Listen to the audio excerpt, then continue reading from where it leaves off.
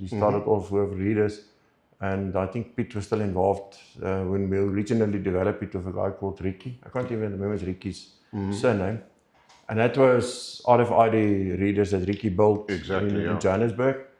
And then to get him to make that stuff fast enough for us was a challenge. No? And that was also not, you had to install a solution on site. It was an on-site solution that you had to install.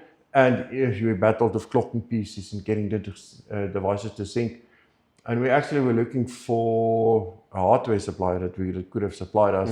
And then the initial thought was to develop our own controller and our own readers. And then I've appointed a guy with an Piet Strydom in Piet. And we took a drive and we started from different companies. We developed a controller, I still have it. It cost us $500,000 at that stage. Goodness. And that's a lot of money that we took out to develop that thing. We still have it. I still have it. It's an